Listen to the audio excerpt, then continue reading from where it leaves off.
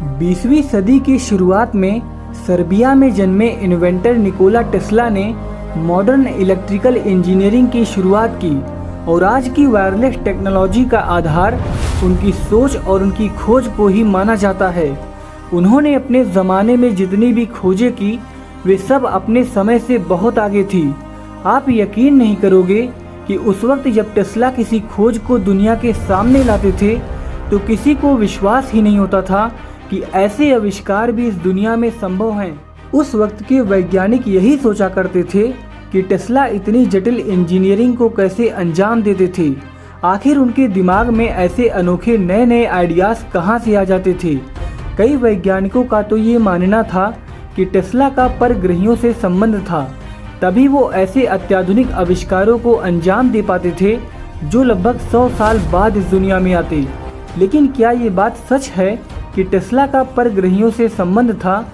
और क्या टेस्ला ने खुद कभी परग्रहियों के अस्तित्व का जिक्र किया है? और आखिर टेस्ला इतनी जटिल इंजीनियरिंग को कैसे अंजाम देते थे?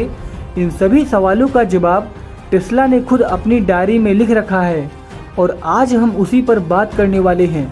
इसलिए इस वीडियो को आखिरी तक जरूर देखिएगा और अगर पसंद आए तो इस वीडियो को लाइक करिएगा। निकोला टेस्ला ने ये लिखा है कि किस तरह वो अपनी विजुअलाइजेशन को यूज करके बड़ी से बड़ी इंजीनियरिंग प्रॉब्लम को सॉल्व करते थे। उनका कहना था कि वो मोटर को विजुअलाइज कर पाते थे और फिर अपने दिमाग में मोटर को पिक्चराइज करते थे और फिर उस पर अलग अलग एक्सपेरिमेंट्स करते और वो ये चेक करते थे कि मोटर में कहाँ कहाँ गलती है और आखिर क्यों है। और वो ये सारी चेकिंग एक हाइप्नोटाइज स्टेट ऑफ माइंड में जाकर बिना हिले डुले अपने दिमाग में ही कर लेते थे।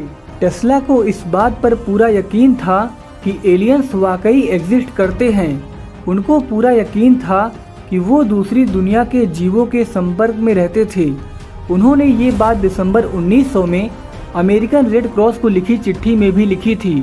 उन्होंने लिखा था कि हमें दूसरी दुनिया वालों ने एक संदेश दिया है और वो संदेश बहुत ही रहस्यमयी और शायद कोई कोड है।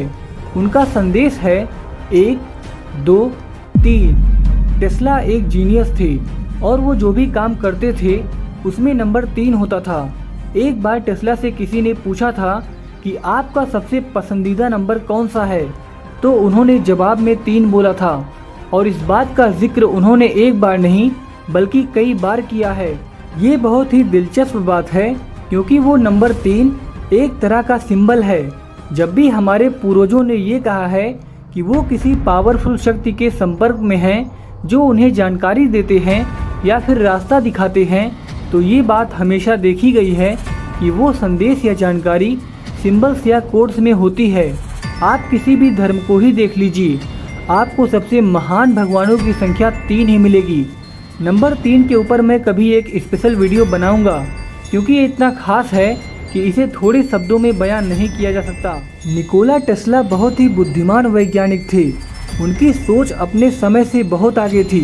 ये बहुत ही दिलचस्प बात है कि दुनिया में जितने भी महान वैज्ञानिक हुए हैं वो परग्रहियों के अस्तित्व को हमेशा से ही स्वीकारते आए हैं। टेस्ला की ही तरह कई वैज्ञानिकों का ये कहना है कि मेरा दूसरी गैलेक्सीज में रहने वाले हमसे भी ज़्यादा बुद्धिमान जीवों से संपर्क होता रहा है।